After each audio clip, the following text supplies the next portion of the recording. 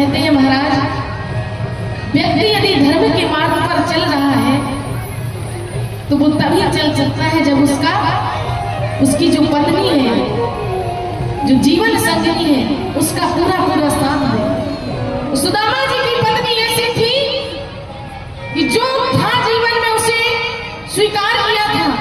जिस दिन से सुदामा जी विवाह करने आए थे, एक साड़ी उन्होंने पहनी है, उसी को स्नान करती थी, धोकर सुखाकर पहन लेती थी। आज तक एक से दूसरी साड़ी उन्हें जीवन में मिली नहीं। उसी साड़ी में जगह जगह छेद है, लेकिन गांठ बांध लेती थी। पर कभी अपने पति से ये शिकायत नहीं की कि महाराज मैंने आपसे विवाह किया पर आपने मुझे क्या सुख दिया। तो सुदामा जी भी कहते थे, देवी स्वभाव उनका इतना सुशील था, नाम सुशीला था तो स्वभाव भी इतना सुशील था कि सुदामा जी कहते थे, देवी तुम्हारे जैसी पत्नी पाकर मैं धन्य हो गया। आज तुम मेरी पत्नी हो, इसीलिए मैं इस धर्म के रास्ते पर चल पा रहा हूं, धन्य हो गया। कहते हैं महाराज, जिस दिन पत्नी से पति ये कह दे कि तुम जैसी पत्नी को पाकर मेरा जीवन धन्य हो गया, तो आप समझ लीजिए आपका जीवन सफल हो गया। लेकिन ऐसा नहीं कि जबरदस्ती, अपने मन से कहे। अब आजकल तो कई माताओं को मैंने देखा है, कहीं शादी पार्टी फंक्शन में जाएंगी, तैयार होंगी तो सबसे पहले पति के सामने जाकर खड़ी होंगी, क्यों जी हम कैसे लग रहे हैं। अब पति को घर में महाभारत करवाना है, जो ये कहेगा कि तुम बुरी लग रही हो, कैसे भी लगोगी, पति कहेगा देवी तुमसे सुंदर संसार में कोई नहीं हो सकता, है ना। बोले महाराज आज तो उसी व्यक्ति का जीवन शांति से चलता है कि पत्नी की हाँ में हाँ मिलाओ और पत्नी की तारीफ करते हो। एक आदमी का नया विवाह हुआ, एक संत के पास पहुंचे। बोले महाराज जब तक विवाह नहीं हुआ था बड़ा सुखी था, जब से विवाह हुआ मन बड़ा शांत रहता था, घर में हर बात पे चिक चिक पिक पिक लड़ाई झगड़ा होता ही रहता है।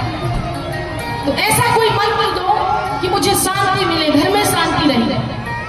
ब्राह्मण ने कहा, संत जी ने, बोले तुम एक मंत्र अपने जीवन में अपनाओ। बोले कौन सा। बोले पत्नी तुम्हारी कुछ भी करे लेकिन तुम्हें सिर्फ तारीफ करना, बस तारीफ करते जाओ, घर में शांति बनी रहेगी, कभी माहौल अशांत नहीं होगा। महाराज ठीक है। जब तक लौटा दोपहर का समय हो गया, भोजन का समय था, उसने सोचा शुरुआत अभी से कर देता है। पत्नी ने भोजन परोसा, पत्नी रोटियां बना रही थी, पति को भोजन परोसा, पति भोजन करने लगा।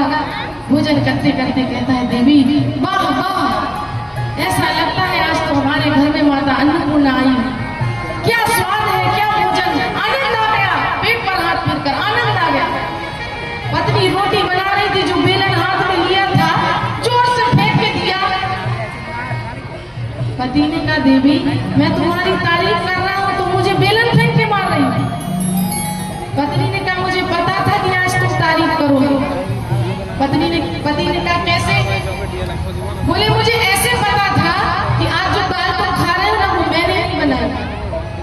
आज तक मैं दाल बनाती थी तो तुमने कभी इतनी तारीफ नहीं की, आज पड़ोसन से दाल मांग कर लाई तो इतनी तारीफ पर तारीफ बिहारी लाल की।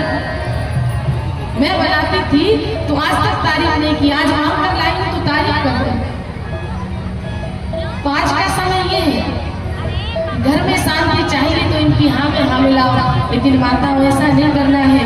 सुख का समय है तो एक पति कभी ये नहीं चाहता है कि अपनी पत्नी को किसी भी चीज से परेशान रखना, हर सुख देना चाहता है।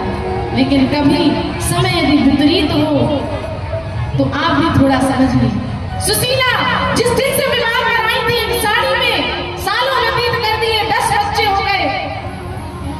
अपना तो ठीक है, बच्चे भूख से बिलखते हैं, तब भी कभी पति से ये नहीं कहते कि प्रभु स्वामी ये बच्चे भूख से रो रहे हैं, कुछ तो व्यवस्था करो।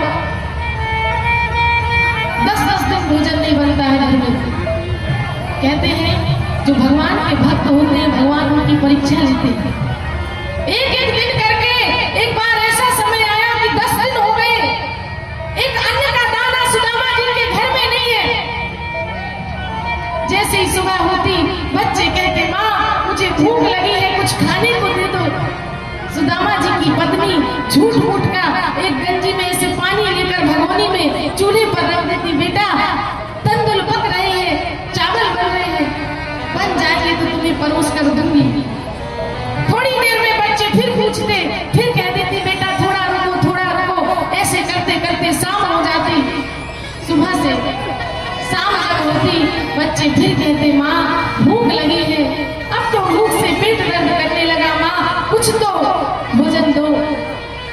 सुशीला कहती बेटा आज तो कुछ है नहीं, कल यजमान के घर से सुबह कुछ आएगा तो बढ़िया मीठी खीर मखाने की तुम्हें बनाकर खिलाऊंगी, अभी सो जाओ।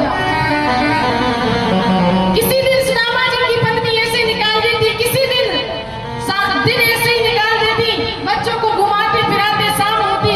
किसी दिन सुदामा जी महाराज के पास कोई बच्चा जाता, पिताजी भूख लगी है, गोद में बिठा लेते, सभी बच्चों को पास में बिठा लेते, भगवान की कथाएं सुनाने लगते।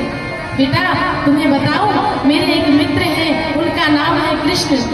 जब उनका जन्म हुआ था केवल मात्र 6 दिन के थे, एक विशाल राक्षसी को पूतना को उन्होंने मारा। ऐसी ऐसी कथाएं सुनाते, ऐसा धारा प्रवाह, बच्चे सुनते सुनते भूखे सो जाते। विचार करिए, जिस घर में बच्चे भूखे हो उस माँ के दिल पर क्या बीतती हो।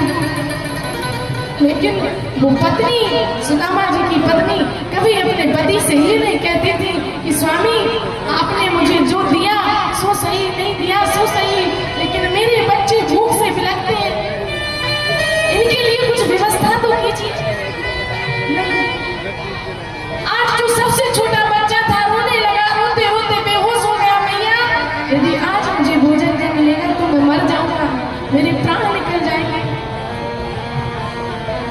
आज तक अपने लिए तो सुशीला कभी नहीं भूली, लेकिन जब छोटे बेटे को इसी हालत में देखा, सुदामा जी महाराज ठाकुर बाड़ी में ठाकुर जी के सामने बैठे हुए थे। सुशीला धीरे से आई, स्वामी मैंने सुना है द्वारिकाधीश भगवान आपके मित्र हैं। हे स्वामी घर में एक अन्न का दाना नहीं है, बच्चे भूख से किलप रहे हैं, रो रहे हैं, और मुझे तो ऐसा लगता है यदि आज भोजन नहीं मिला तो जो सबसे छोटा वाला बेटा है उसके तो प्राण ही निकल जाएंगे। जैसे सुशीला ने ये बात कही, सुदामा जी ने भगवान की ओर देखा, सुदामा जी की आंखों से टप टप आंसू टपकने लगे। देवी ऐसा मत कहो, ऐसा मत कहो। एक माँ अपने कलेजे पर कितना बड़ा पत्थर रखती होगी जब वो अपने बच्चों को भूखा देखती होगी बिलखते हुए।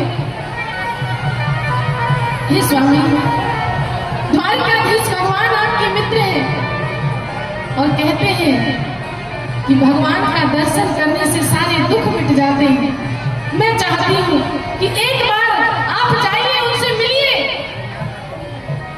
सुदामा जी ने कहा देवी तुम क्या चाहती हो, मैं जाऊं और अपने मित्र से कुछ मांगू?